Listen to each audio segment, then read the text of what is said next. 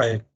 इस वीडियो में हम बात करेंगे कि अगर हम अ, एक रिसर्च पेपर या एक थीसिस लिख रहे हैं तो उसमें जो डिफरेंट हमारे पास चैप्टर्स होते हैं या डिफरेंट सेक्शंस होते हैं। अगर रिसर्च पेपर की बात करें तो ईपीए जो है वो हमें क्या गाइडलाइन प्रोवाइड करता है कि क्या हमें किस सेक्शन के अंदर कौन सा वर्ब टेंस जो है वो हमें यूज़ करना चाहिए। और उसी के बारे में इस वीडियो में बात करेंगे। सो बात करते हैं सबसे पहले लिटरेचर व्यू की। मोस्ट ऑफ द टाइम अगर आप देखेंगे कि नॉर्मली जो डिफरेंट सेक्शंस होते हैं रिसर्च पेपर के जो आजकल पेपर पब्लिश हो रहे हैं उसमें इंट्रोडक्शन और लिटरेचर व्यू को सेपरेट नहीं किया गया होता। कोई आपको सेपरेट हेडिंग बहुत सारे पेपर्स में नहीं मिलती है, बल्कि एक ही हेडिंग स्टार्ट होती है इंट्रोडक्शन की। और समटाइम इंट्रोडक्शन की हेडिंग भी आपको नहीं मिलती है, तो वो एक ही चीज़ कंबाइन करके उसको लिख रहे होते हैं, इंट्रोडक्शन और लिटरेचर व्यू को जो है। तो ये प्रैक्टिस बड़ी कॉमन होती जा रही है, तो इसीलिए APS 7th में अगर आप देखेंगे तो उसमें लिटरेचर व्यू का लिखा हुआ है यहाँ पे। और इसमें आप दो तरह के जो टेंस हैं वो रिकमेंड किए जाते हैं। पास्ट इंडेफिनिट है और प्रेजेंट परफेक्ट जो है वो रिकमेंड किए जाते हैं। जैसे Martin addressed, researchers have studied, ये दोनों टेंस आपको मिलेंगे मोस्ट प्रोबेबली, और ज़्यादा कॉमन आपको यही और रिकमेंडेड जो हैं एपीए की तरफ से वो मैं यहाँ पे बता रहा हूँ। अगर हम बात करें मेथड सेक्शन की जो है, तो मेथड सेक्शन के अंदर भी आपको यही दो टेंस जो हैं वो मिलेंगे, पास्ट और वर्ब प्रेजेंट परफेक्ट जो है।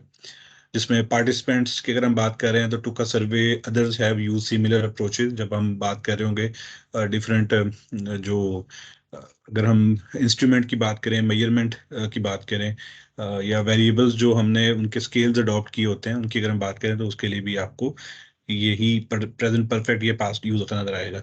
फिर अगर हम बात करते हैं कि अगर आप अपनी स्टडी के रिजल्ट जो है या अदर स्टडी के रिजल्ट को रिपोर्ट कर रहे हैं, तो वहाँ पे आप लिखते हैं results showed, scores decreased, hypothesis were not supported और सपोर्टेड जो है, इस तरह के वर्ड्स आपको यूज होते हुए नजर आएंगे।